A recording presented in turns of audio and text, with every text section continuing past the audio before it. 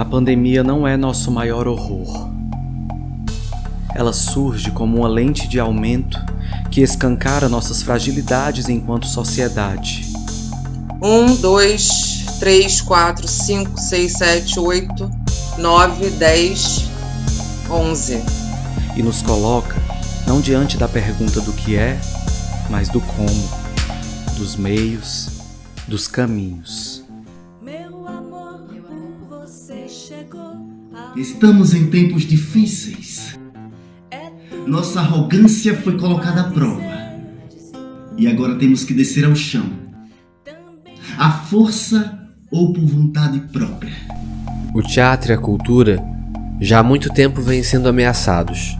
A gente está nessa guerra, né? Mas eles estão o quê? Tentando se comunicar com você. Ameaçados pelo crescente conservadorismo que nos vê como inimigos. Vamos aos fatos. Fatos. Pelo sucateamento dos equipamentos culturais, pelo desmonte de políticas públicas. Diante de uma pandemia que corre desgovernada, Estamos no ar? Estamos ou não estamos? como reconfigurar os modos de produção de vida? Como reimaginar os processos criativos? Como confiar na presença além da tela? Estamos conectados. Como criar e preservar afetos? Quem está comigo quando eu danço? O que acionar para permanecer? Como radicalizar o desejo e a necessidade de inventar futuros? Criar e escrever memórias.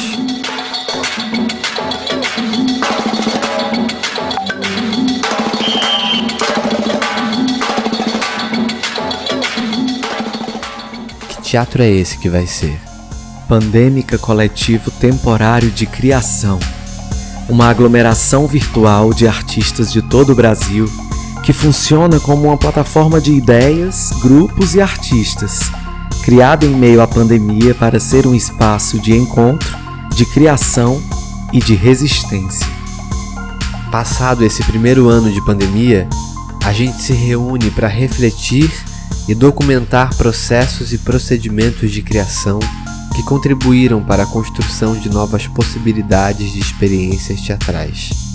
A gente se reúne, mais uma vez, para fazer novas perguntas e lançar uma flecha no escuro em direção ao futuro. Que teatro estamos fazendo? Que teatro está por vir? Mostra Pandêmica. Encontros performativos sobre criação online.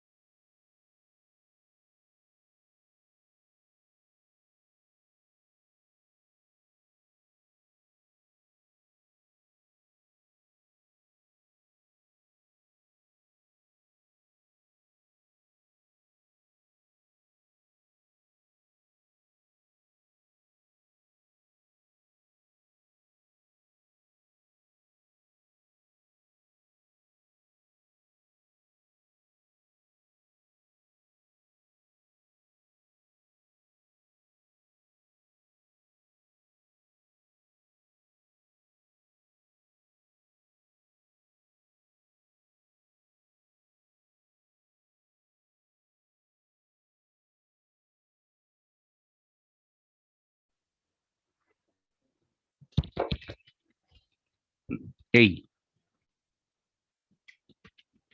Psiu. Você está agora aqui?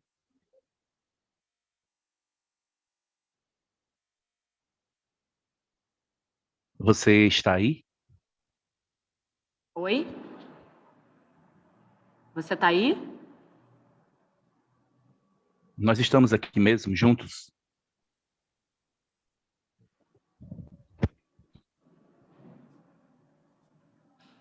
Laís? João? João? Oi, como vocês são? Laís, como você é? Como eu sou? como eu estou? Mari, você tá aí? Agora. Agora? Aqui? Eu tô aqui de franja, morena, cabelo nos ombros, com uma trança assim de lado. E o resto eu não vou contar para não dar spoiler.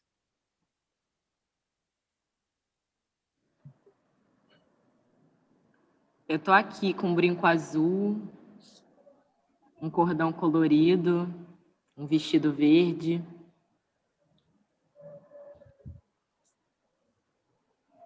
E você, João? Eu tô com calor, com uma blusa branca estampada, de cabelos curtos, com fone de ouvido escutando vocês.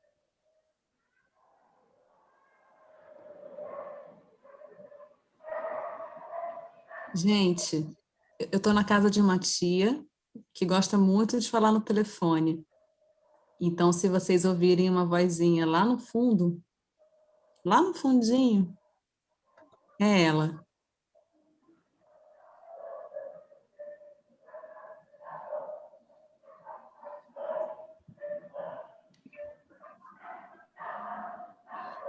E o que é o corpo? Agora.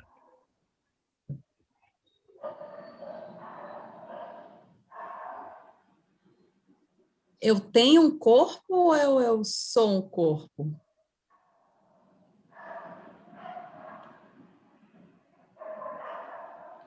Corpo é o espaço do atravessamento? E o que é presença? É sobre existir? É sobre estar? É sobre estar perto? É sobre existir em algum lugar? É estar presente? O corpo é o presente? A imagem é presença?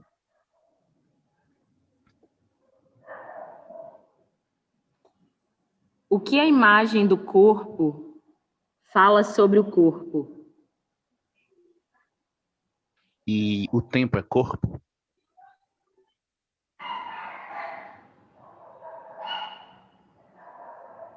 Agora?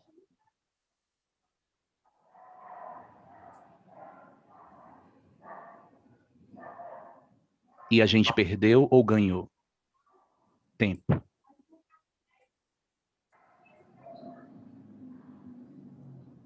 Presente, passado, futuro, imaginação.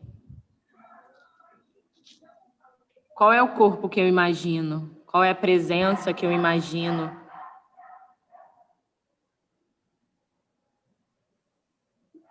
Quais são as danças do permanecer? Aquelas pequenas.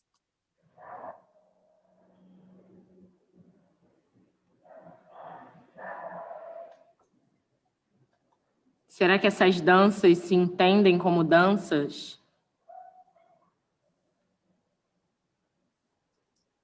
Será que a minha dança... Mudanças.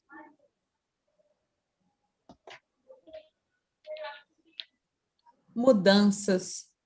Será que as minhas mudanças têm um cerne?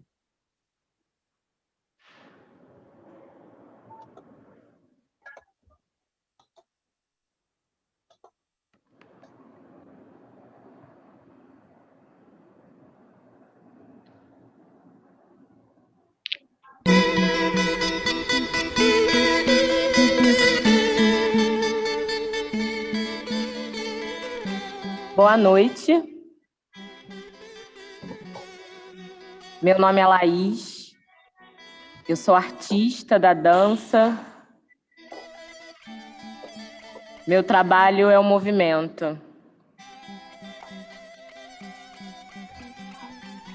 E eu garanto para vocês que eu tô aqui. E tô muito feliz que vocês estão aí e aqui também.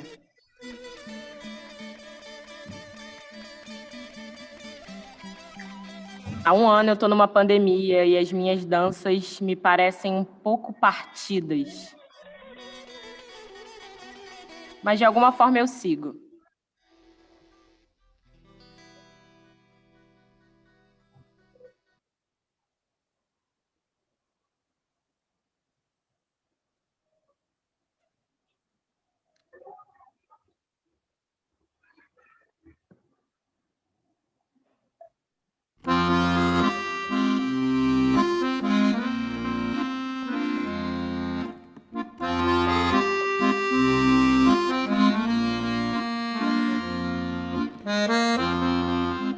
Eu sou João Paulo Lima. Eu também danço. E eu também movimento. Me movimento primeiro.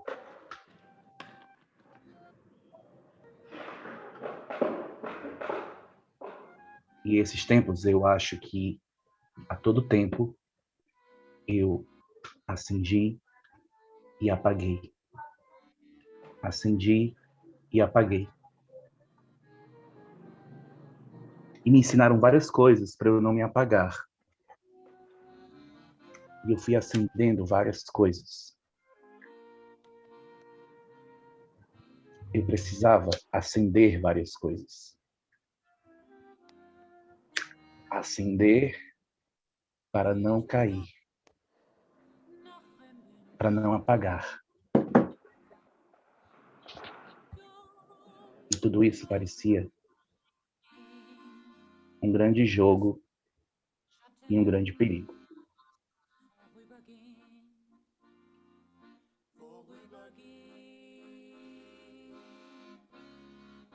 Mas eu entendi que tem hora que a gente precisa estar aceso e também estar apagado. Estar acordado e também estar dormindo.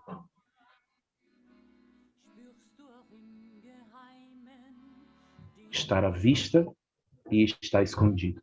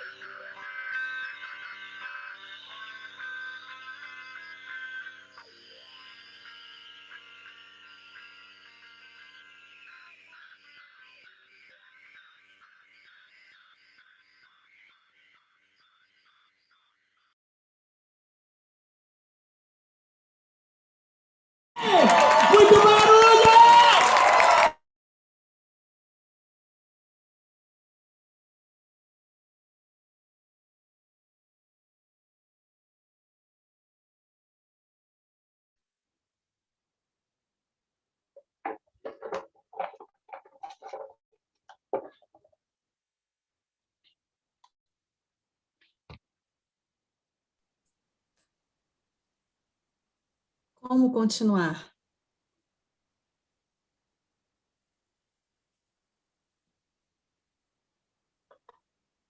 Essa é a nossa pergunta: como continuar, como seguir? A partir de agora, como a gente segue?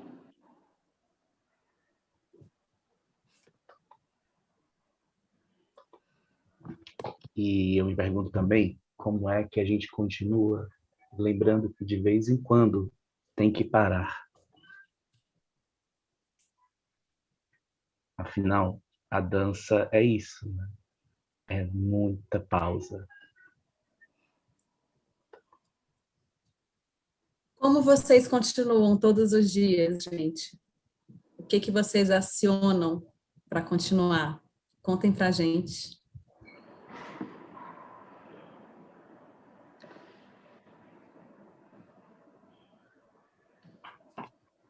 A pausa é muito importante, João. Eu tenho pensado tanto sobre isso. Como pausar, como gerar intervalos. Eu também aprendi, uma das primeiras coisas que eu aprendi dançando, quando os professores pediam muito a nós, alunos, que fizesse o exercício da pausa, da demora, para o movimento ganhar mais força.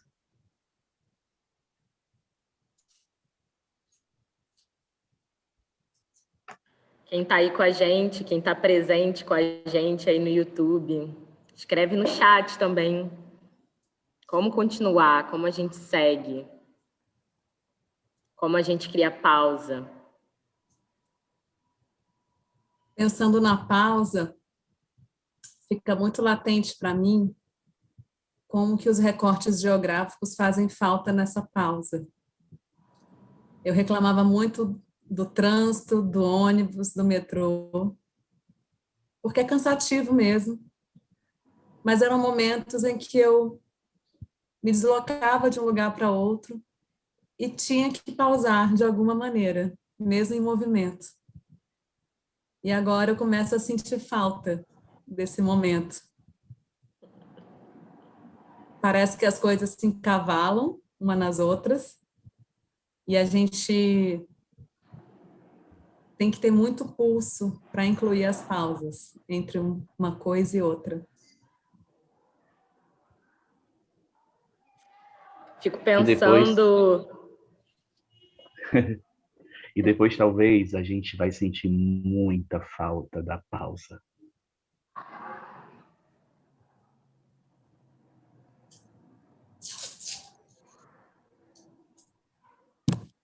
O isolamento é paradoxal para mim, porque eu me sinto muito mais livre, presa dentro de casa, do que com a vida que eu tinha antes.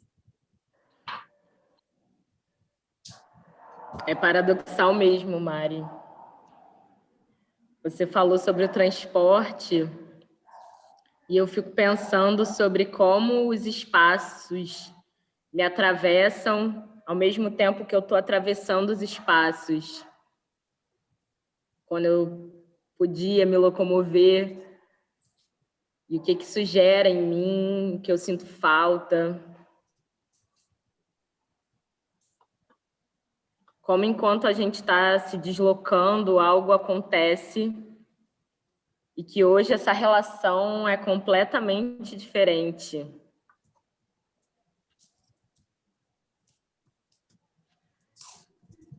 Ano passado eu descobri um espaço aqui na minha casa, que é debaixo de uma árvore. É um pinheiro que eu tenho desde criança. Ele era do meu tamanho quando eu era criança.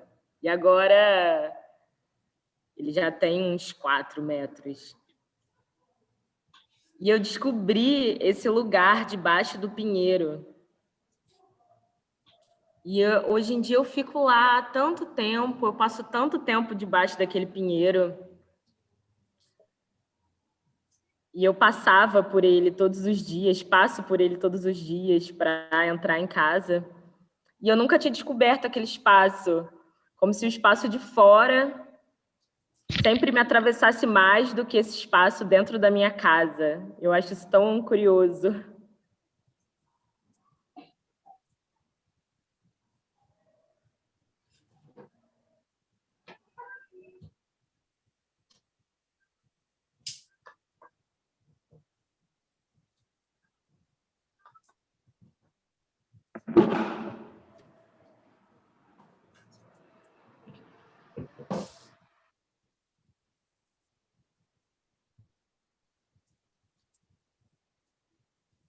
Tem horas que eu penso que será que a internet se tornou um espaço em si de acontecimento, em vez de ser só uma vitrine do real? Porque a maneira como eu, pelo menos, me relacionava era assim, mostrando o que eu estava fazendo na vida real, como se aquilo que eu mostrasse não fosse real. E agora? Ou fosse só uma representação do real, né? Ou fosse só uma representação do real. Porque eu sempre vi a Eu fico internet pensando como que a um gente... espaço de acontecimento. Sempre foi para mim. Mas fala, Laís. E quem está com a gente? Quem está com a gente aqui, agora, o que acha? Ou quer dizer alguma coisa?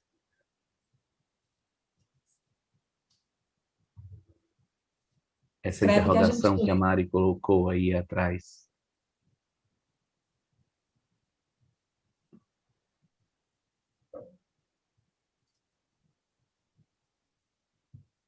E cada vez está mais evidente isso da internet ser o virtual real, né? Não existe uma separação entre o real num ponto e o virtual no outro. Acho que a gente precisa até criar umas outras palavras para poder contar disso, dessas experiências, disso que acontece, que é corpo também. Eu tô aqui. João, o que Oi. você faz para conseguir permanecer todo dia? Eu tenho usado as manhãs como ferramenta. Eu entendi que eu preciso muito da manhã para mim.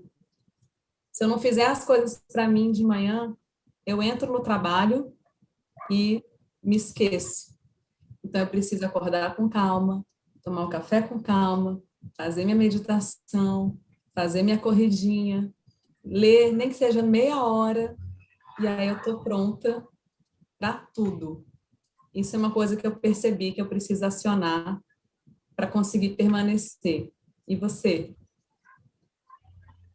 Eu acho que eu não encontrei uma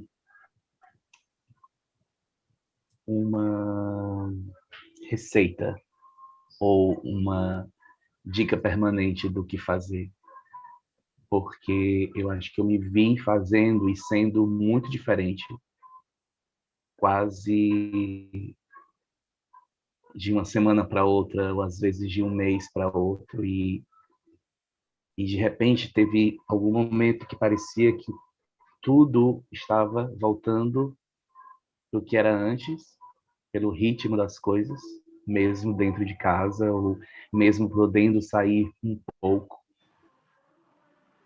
E, de repente, parece que a gente teve que fazer o movimento cíclico do permanecer, né? Que é voltar, avançar e voltar. E fazer esse giro, assim.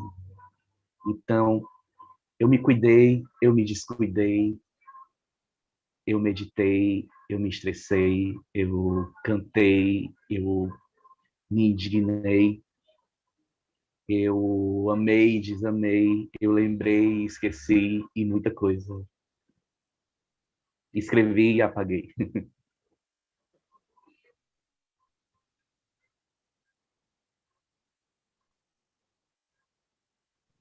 E você, Laís? Muita coisa muda.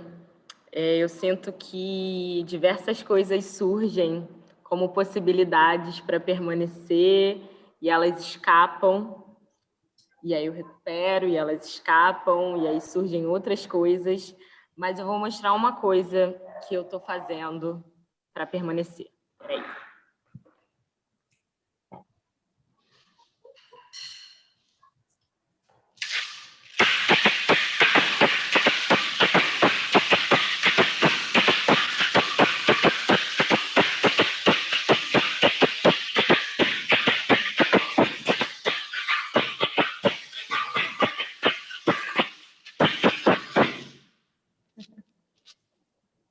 Que delícia! Obrigada. Forte, forte. O AB tem sido um grande escape para o meu corpo, para essa percussão, né, para esse instrumento que dança junto comigo.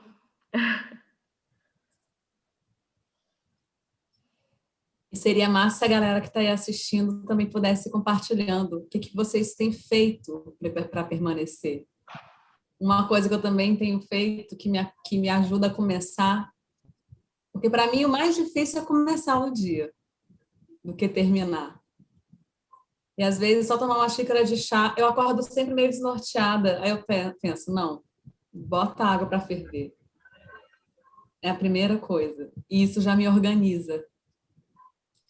E aí eu fui entendendo que é isso. Eu fiz muita aula de dança ao longo desse período todo, mas agora eu estou entendendo que não é mais isso que eu preciso fazer para o meu corpo, né? Tem aquela pergunta também, né? O que eu preciso fazer para o meu corpo é necessariamente o que eu desejo? Às vezes não. Às vezes o que ele precisa não é o que a gente quer.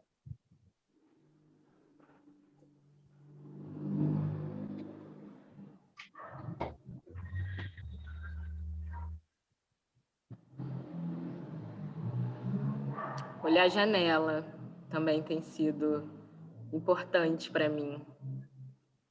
Olhar a paisagem, entender como o meu corpo é afetado por essas paisagens. Contemplar e mover.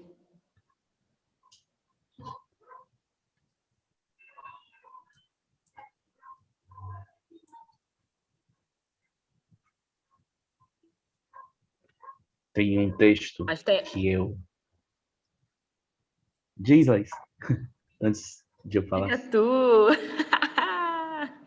Tem um texto que eu li e ouvi muito, porque ele está gravado na voz da Araci Barabanhã, da Clarice Lispector, e que eu gosto muito.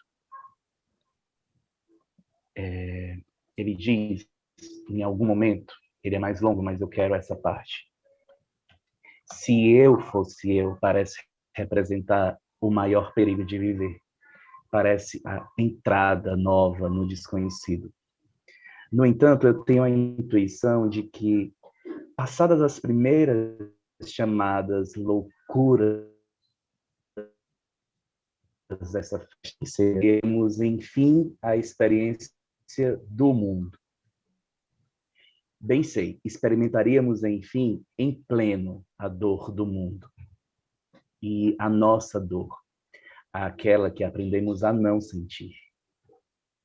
Mas também seríamos, por vezes, tomados de um êxtase de alegria pura e legítima que posso adivinhar.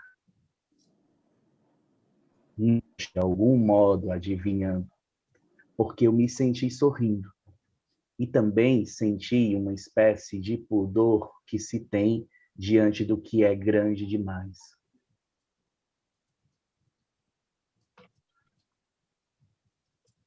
Eu acho que eu li e reli, ouvi 1000 vezes esse texto, na vida e mais agora do que nunca.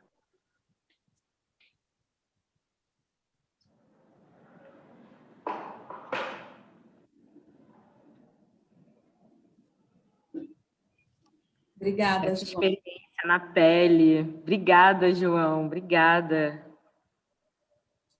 Ouvir isso me faz ter desejo de mover e, de alguma forma, entrar nessa câmera, entrar nessa tela. O que a gente faz com esse desejo de tocar vocês, de tocar a mão da Mariana?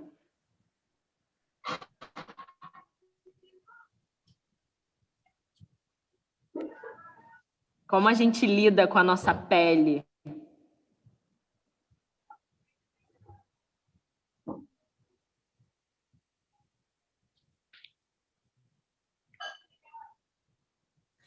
Eu conheci tanta gente maravilhosa sem nunca ter as tocado, que nem vocês.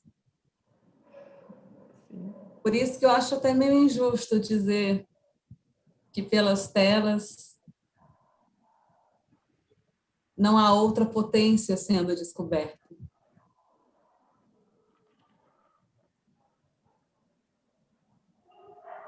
Valorizar as potências que a gente tem descoberto não é necessariamente apaziguar, esquecer o problema e a complexidade de tudo isso que a gente está vivendo. Eu acho que é justamente lidar com o problema, justamente viver o que é interrompido, viver o desejo que não é satisfeito, e que gera no meu corpo. Como eu movo com esse desejo de tocar, que não pode tocar, com esse desejo de entrar na tela. Eu acho que a minha dança hoje é um pouco sobre esse desejo. Fala sobre esse desejo, atravessa isso. E, com certeza, acredito que qual potência que sai daí, qual potência que isso gera.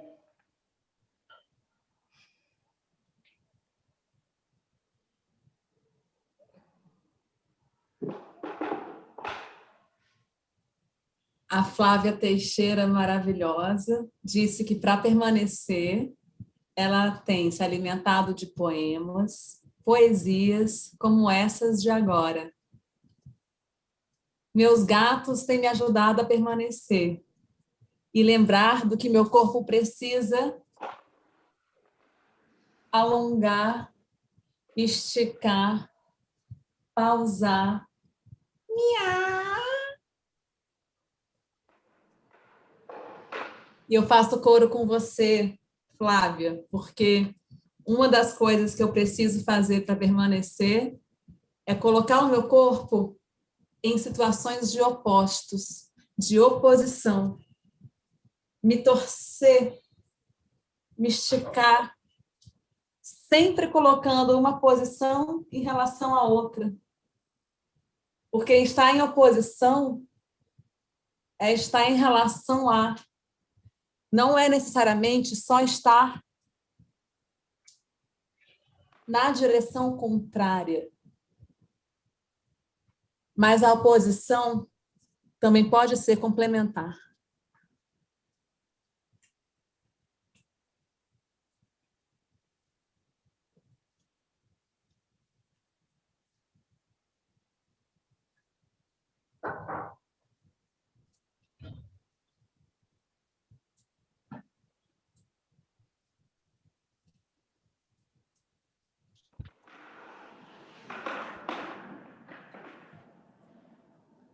E o Wesley diz assim pra gente: acionei esses dias não algo exatamente físico, mas momentos que trabalhavam a leveza da minha mente, dos meus pensamentos, deixando a espinha ereta e enfrentar os momentos ruins sem esquecer de mim.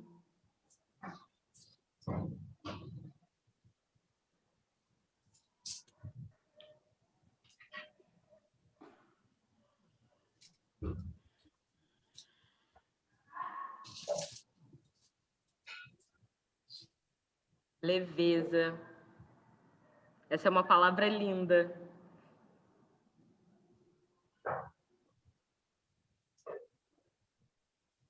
Como ser leve agora?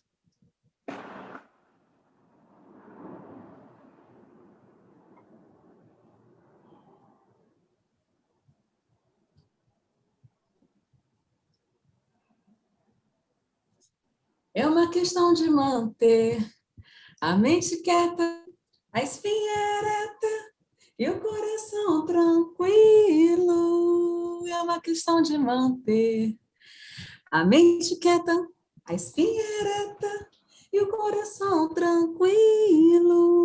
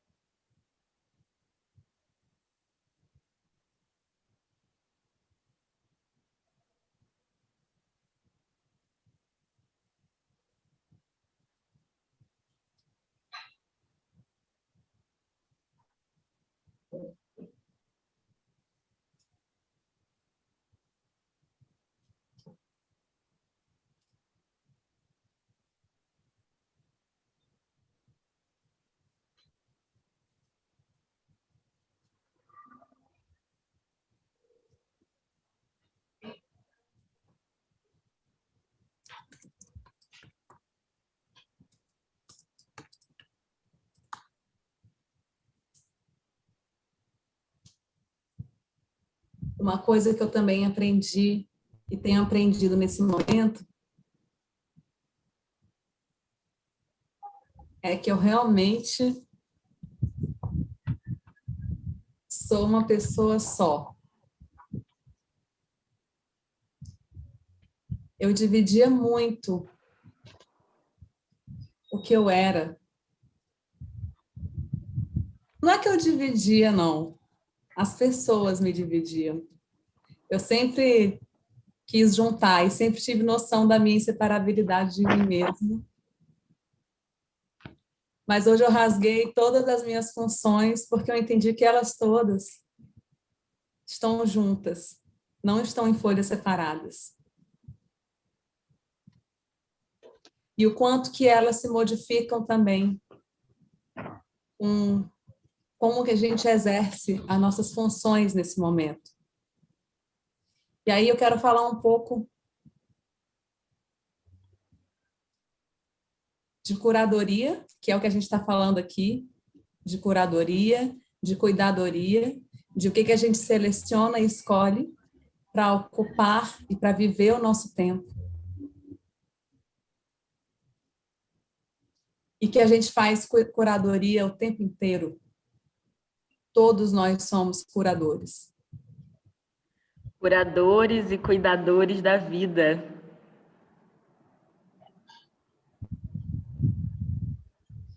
E aí eu quero dizer que fazer curadoria no Brasil, gente, é super precário.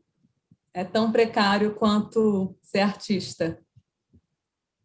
Porque é muito difícil para os curadores ficarem viajando para ver os espetáculos ao vivo, como eles merecem e precisam ser vistos. E muitas vezes não tem jeito, a gente tem que ver pelo vídeo. E agora eu fico pensando, cara, que massa! Agora os artistas vão ver o que é que os curadores passam quando eles têm que ver 30, 40 vídeos de um espetáculo. Porque onde ele trabalha, não tem grana para mandar ele para ver ao vivo. Não é o meu caso, eu tenho o privilégio de poder circular e ver ao vivo. Mas muitos contextos não, eu sei que esse é um contexto privilegiado e único. Muitos festivais, muitas pessoas que conduzem festivais com toda a garra desse mundo não têm essa oportunidade. E eu acho, sinceramente, que a maneira como a gente está ocupando a internet com espetáculos agora pode nos ajudar muito a pensar curadorias e relações de outra maneira. Pela primeira vez, eu e minha rede de 30 parceiros de trabalho, a gente consegue ver espetáculos juntos, todos ao mesmo tempo, e conversar os 30 sobre o mesmo espetáculo. E eu quero dizer que isso é muito importante. E como esses espetáculos se modificam quando entra essa nova linguagem, essa linguagem do vídeo. Como tudo é diferente quando o vídeo ele entra como mais um parceiro, como mais uma linguagem que a gente articula, dentre todas essas linguagens que a gente já articula na dança, do movimento, do som, de imagem, de figurino. E daí vem essa nova linguagem, o audiovisual, que a gente está em contato intenso, principalmente nesse último ano. Como tudo muda, fico encantada de perceber o que a gente pode gerar a partir desses enquadramentos. E aí eu tenho desculpa, João, fala. Só uma coisa que eu acho que na contemporaneidade e como artistas contemporâneos, a gente gosta muito de falar do processo, até dividir o processo. E, em cena, o espetáculo parece ganhar muito se ele assume um processo de mudanças contínuas. E com o vídeo, dança, a cena, vídeo, dança, eu gosto muito do resultado. Ele não apaga o processo que foi fazer, mas eu gosto muito de ver o que terminou, o que ficou gravado. E aí me tirou do lugar. Aquilo que eu gostava de, a cada apresentação talvez, ou de algumas apresentações ir mudando, eu gastei uma energia danada para fazer e ter o resultado, e saber como ficava definitivamente.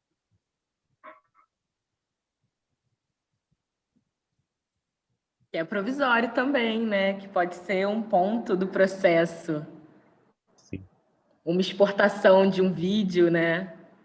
É um ponto. Assim como uma apresentação de um espetáculo também é um ponto no processo, né? É um ponto mais ou menos delineado. Eu fico pensando como seria se a gente tivesse essas pernas para fazer várias versões dos nossos vídeos. Imagina, João.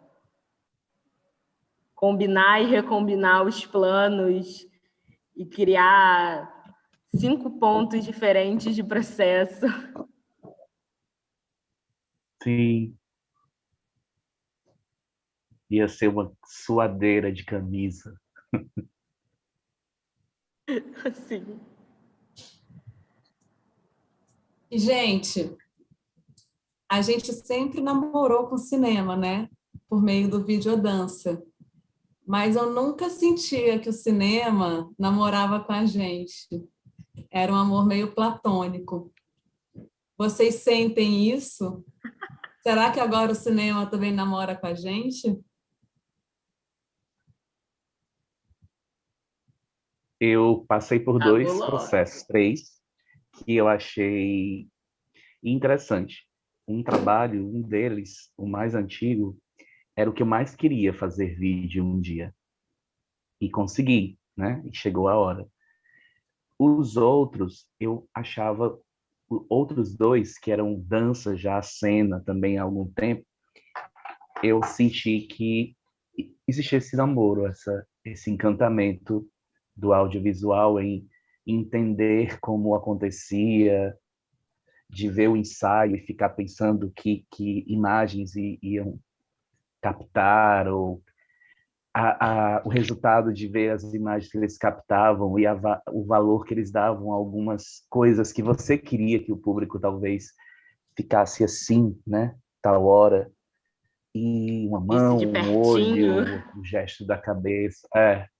E isso foi encantador também para mim, assim, de me vislumbrar mesmo e me apaixonar também.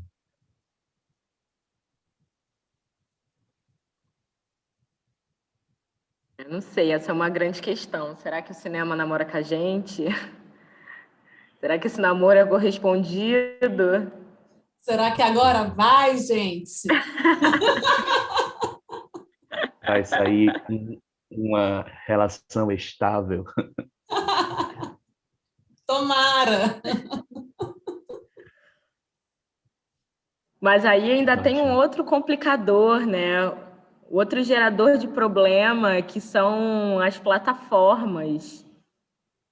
Porque além da camada do audiovisual enquanto linguagem, existe aqui uma linguagem que é dessa profanação das plataformas que não foram, em absoluto, criadas para serem plataformas de arte. Foram criadas para ser plataformas de tudo. Mas não foram criadas para ser plataformas de cena, de movimento. E como a gente lida com isso? Como a gente lida com essa profanação, com esse outro modo de uso? E como é bom que outra vez os artistas são os que antecipam os terremotos, porque é a gente que está perguntando a eles, e aí, como a gente vai deixar melhor essa imagem para levar espetáculos se o mundo se transformar num mundo pandêmico?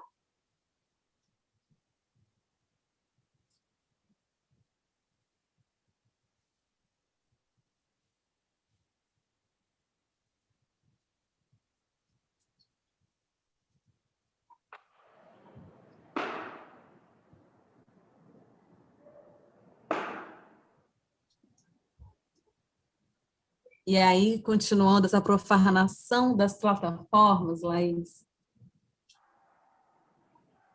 eu trago de volta aquela pergunta.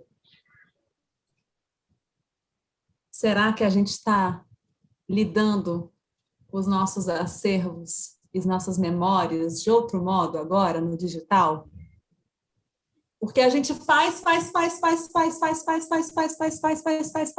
projeto 2, 3, 4, 5, 6, 7, 8, 9, 10 mil projetos, 2 projetos, 4 projetos. E depois, o rastro que fica dele, o rastro mais palpável, muitas vezes é só o relatório e o vídeo para prestar conta para o edital. E, de repente, eu vejo que aqui, como tudo é vídeo, automaticamente já vira registro. E como que a gente cuida desses nossos registros, rastros, restos, traços? E como que a gente ajuda as outras instâncias também, institucionais também, a cultivar isso? Porque entra agora uma outra questão, né, que é de licenciar coisas, licenciar vídeos, pagar por licenciamentos, né, como música também, né? E muitas vezes esse tipo de rubrica não existia nos nossos projetos.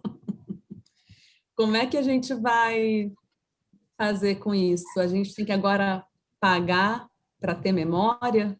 A gente sempre tem que cobrar e pagar para ter uma memória?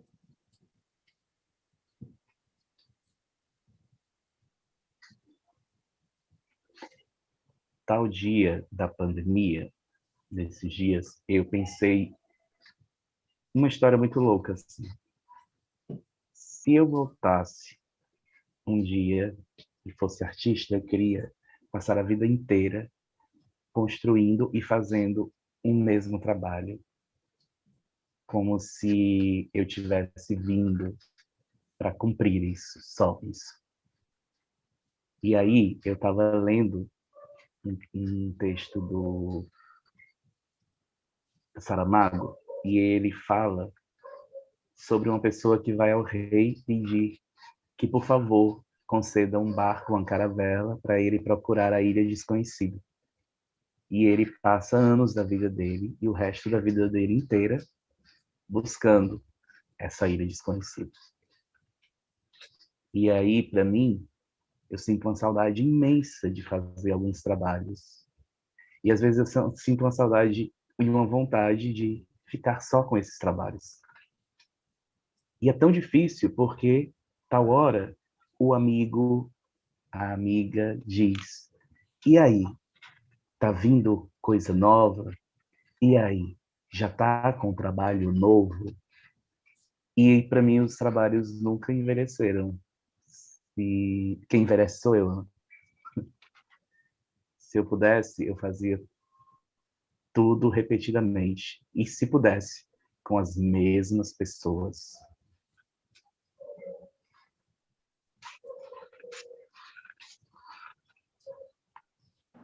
João, eu amo esse livro. É do Conto da Ilha, da Ilha Desconhecida. Então, eu quero oferecer para vocês uma das frases mais lindas desse livro, que fala: amar é a melhor maneira de ter, mas ter é a pior maneira de amar. O Saramago. Que lindo. Que lindo.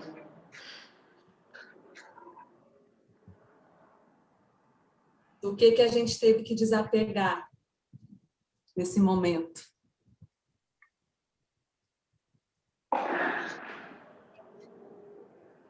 O que a gente tem que aceitar não ter?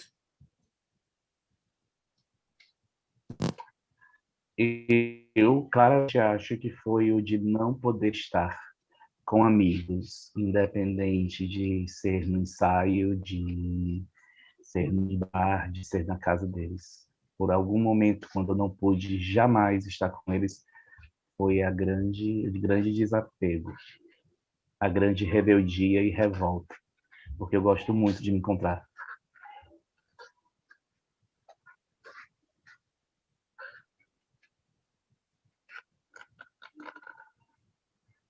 Nossa, compartilho demais desse incômodo, dessa revolta. E o que a Mari falou e o que você me andou falando, João. Pensando como a gente resiste com as nossas práticas. E como os registros também podem ser essas formas de resistência, de continuidade, de seguir com esses trabalhos. Eu também compartilho muito da tua sensação, João. Às vezes realmente dá vontade de seguir, continuar com os mesmos trabalhos, que é isso, né? Nunca são exatamente os mesmos, eles... Pelo menos eu falo isso das minhas práticas, né? Que eles são sempre estão em relação com o que eu sou a cada momento. Mas também como a gente cria registro e cria essas resistências, a gente cria esses pontos do processo que a gente guarda e que documentam esse processo também, sabe? Eu acredito que a gente possa estar diante de uma oportunidade nesse sentido. E agora eu lembro de uma palavra que as pessoas, às vezes, do Ceará, do interior, elas falam, elas misturam a pronúncia de resistir com registrar. E, às vezes, as pessoas dizem registro. E talvez essa palavra passe a existir. Também, aqui no Rio também, eu resistência. Pois certíssimo, né? Então, amei. Acho que é brasileiro, né? Então, Amei. por que não dizer, é mais fácil dizer registro, né? Registro.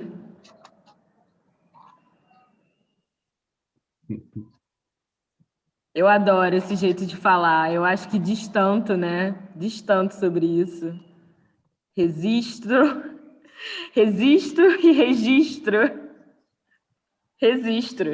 É isso. Registro. Igual A se Flávia falou que também divertir. senti muita falta do ensaio. Se divertir e se divestir. Se desvestir é se divertir.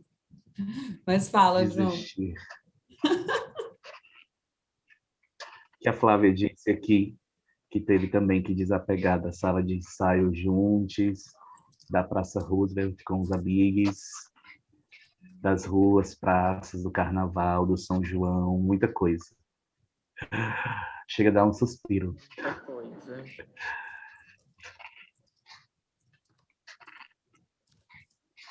A Nathalie fala aqui também, para Mari. Aparentemente já apagamos pelo espaço na nuvem. Na pandemia ainda mais, isso é muito louco. De alguma forma me parece que uma pessoa só existe se existir nas redes ou na nuvem. Isso é muito louco, né? Que a Nathalie traz. Inclusive, um beijo. Obrigada por tudo, querida.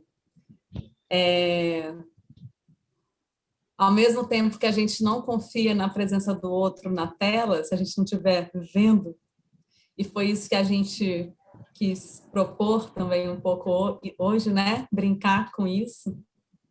Ao mesmo tempo, se a pessoa não aparece nesse lugar, que supostamente é o da não confiança da presença, né? Ela não existe.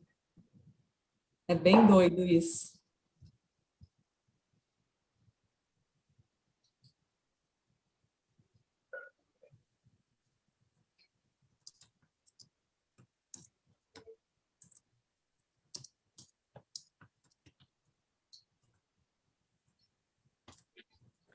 Eu queria compartilhar com vocês um trecho do texto O Amanhã Não Está à Venda, do Krenak.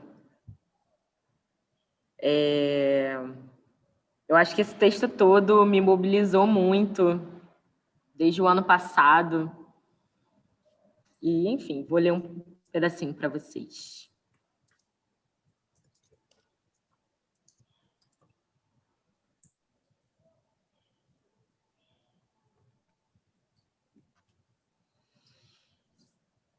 Desde muito tempo, a minha comunhão com tudo que chamam de natureza é uma experiência que eu não vejo ser valorizada por muita gente que vive na cidade. Já vi pessoas ridicularizando. Ele conversa com a árvore, abraça a árvore, conversa com o rio, contempla a montanha. Como se isso fosse uma espécie de alienação. Essa é a minha experiência de vida.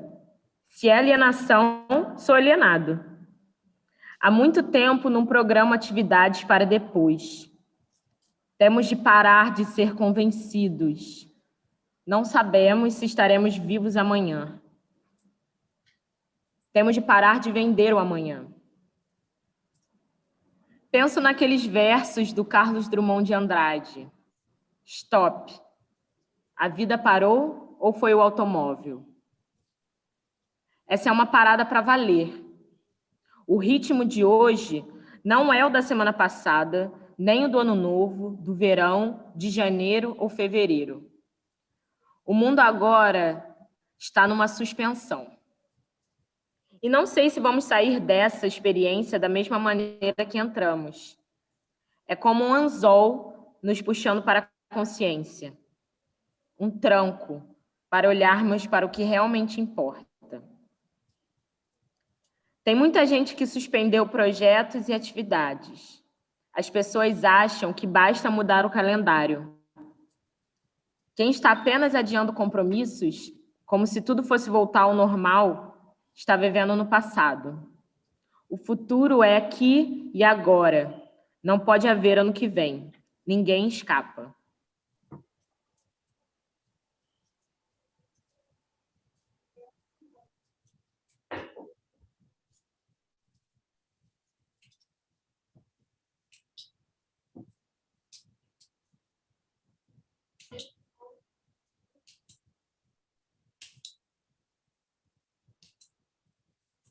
Eu vou oferecer para vocês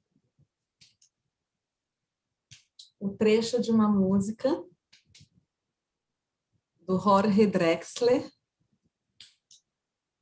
um dos meus músicos preferidos.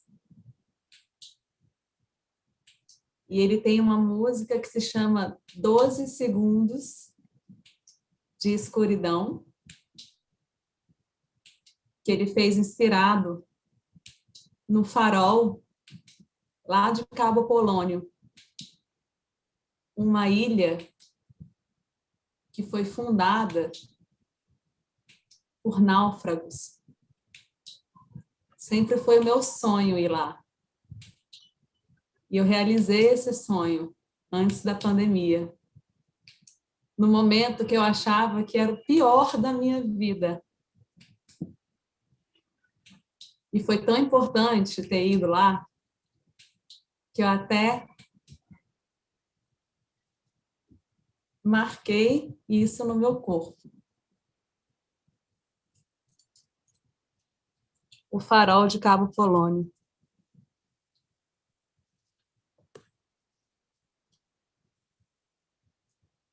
E a música fala assim, eu vou me arriscar a falar em portunhol selvagem, tá? Que é muito esquisito traduzir para o português.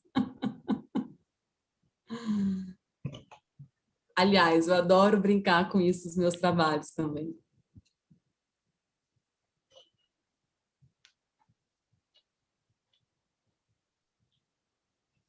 Doze segundos de oscuridad, para que se vea desde alta mar. De pouco le sirve al navegante que no sepa esperar. Pé detrás de pé, no hay otra manera de caminar. La noche del cabo revelada en un inmenso radar. Un faro para, solo de día, guía, mientras no deje de girar. No es la luz. Lo que importa en verdad son los 12 segundos de oscuridad. O que importa não é a luz, mas os 12 segundos de escuridão. Depois desses 12 segundos é o tempo que o farol demora para girar, para completar o seu giro. Inclusive, farol é também uma imagem, né, de meditação muito utilizada. Que a gente não tenha medo. A escuridão dura 12 segundos e a gente tem que aproveitá-la até que a luz venha de novo. E a luz se vai de novo e a escuridão vem de novo. Depois ela volta. Depois a escuridão vem de novo. E assim a vida vai seguindo seu curso. Amei conhecer vocês. E eu conheço vocês, mesmo sem tocar. Obrigada. Que maravilha. Eu amei conhecer vocês também, gente. Que presente. Muito, muito obrigada. Muito obrigada à Pandêmica, que promove essa aglomeração virtual, que faz a gente se sentir junto, se sentir perto. Que bom estar perto de vocês. Que bom a gente se conhecer assim, né? De uma forma tão profunda, de alguma maneira. E nessa conversa provocativa, improvisada, poética, reflexiva e muito humana. Muito simples e humana. E cada vez mais eu quero apreciar o simples, o fácil, o perto, de qualquer maneira. Obrigado também.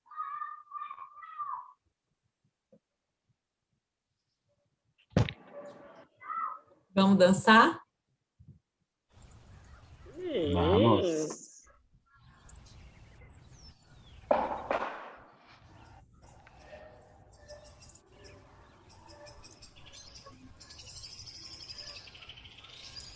Abram os caminhos, abram os caminhos, abram os caminhos, abram-se os caminhos, abram os caminhos, abram os caminhos, abram os caminhos, abram-se os caminhos.